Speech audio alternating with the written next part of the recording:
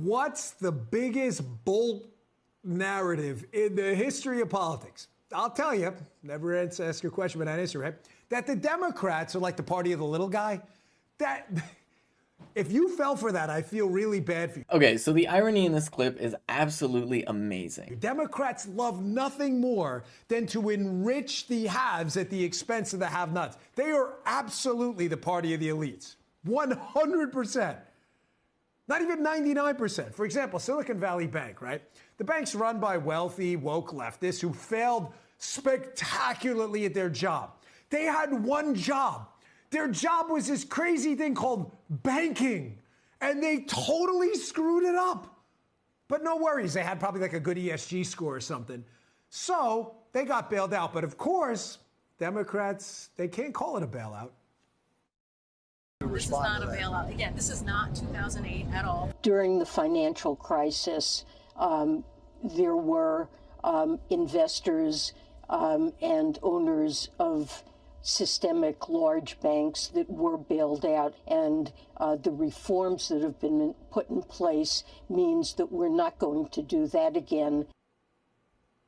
And the media lets them get away with it. Don't worry, folks, it's not a bailout. So one of the things that right-wingers love to do is they love to point at the Democratic Party and say, see, look, the Democratic Party is working for these business elites. And like, yeah, the answer is yes. As it turns out, the Democratic Party is very much in the interest of the wealthy in the United States of America. There is no secret hiding that. We all understand that the Democratic Party is largely in it for these giant corporations. But what they never really want to seem to explain is what the Republicans do and what the Republicans want. Because you see, I know this is wild, but the reason why the bank needed to be bailed out in the first place is because of all of the deregulation that Republicans have been pushing for. Isn't that funny how that works? How these Republicans push for legislation to create problems, Democrats come in and try and fix those problems in ways that benefit wealthy individuals, that's true. But then somehow Democrats are the only ones that are working for the interests of the wealthy. Meanwhile, Republicans are out here enraged at the idea that children get free school lunches. And they dare to say that they're the party of the working class.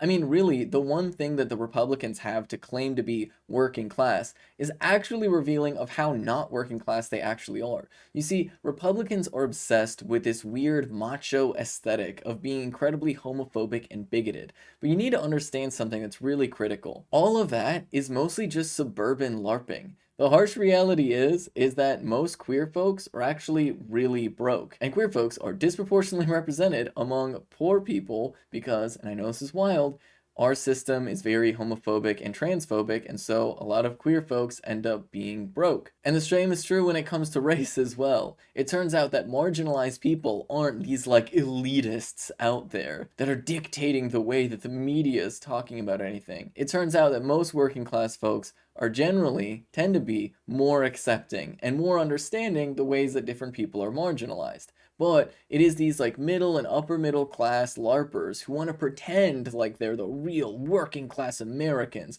and prove how real Americans they are by just being like bigoted and hateful. And so oddly enough, they paint some of the poorest and most marginalized people in our society as though they're some sort of elite. And that really is what the Republican Party is banking on. They want to paint this picture of real America and not actually acknowledge the fact that real working class people are far more accepting. And the reason they do this really is just rooted in the fact that they don't want to acknowledge the very simple reality that the Republican Party is the party of the rich. Yes, the Democratic Party is a party of the rich too, but the Republican Party is arguably worse. Now, how can both parties be the party of the rich? Well, first and foremost, it just takes like tons and tons of money to run campaigns, and the United States electoral system is very much designed to benefit the wealthy. So of course, both parties are going to be capitalist parties that are on the political right that serves the interest of wealthy capital.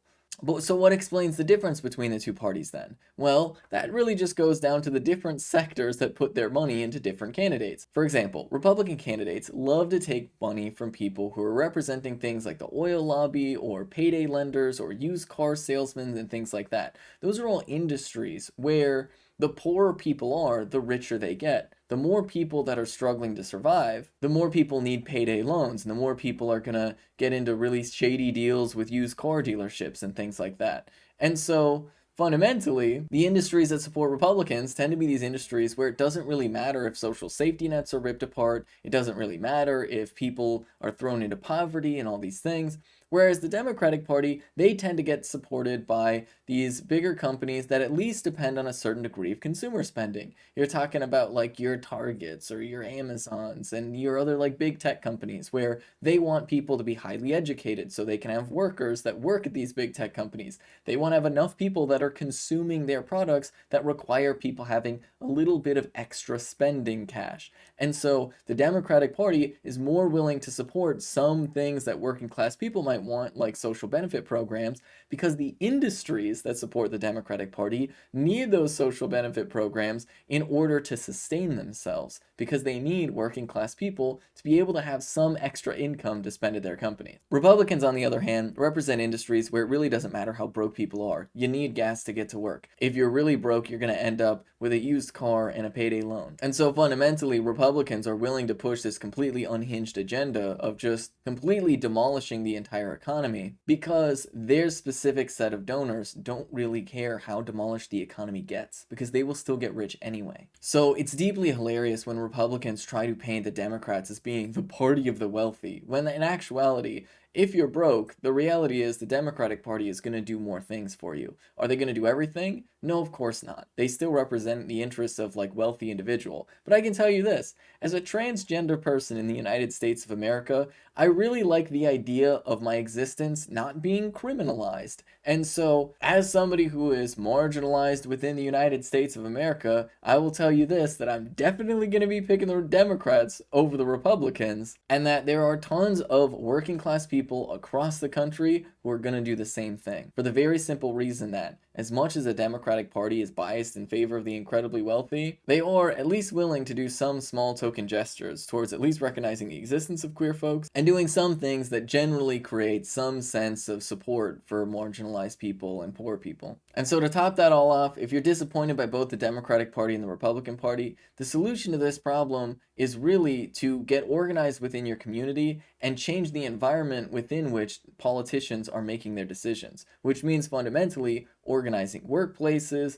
creating community organizations that are built around providing for people's needs, and fundamentally changing the entire calculus around how politicians even make their decisions in the first place. Because until we have like a real working class movement that is built around the direct actions that working class people can take to change the terms of how we negotiate our relationship with the capitalists, then we are just going to be stuck in this position where we have two parties that are representing the interests of the wealthy and one party that is threatening to criminalize the existence of a huge chunk of the country.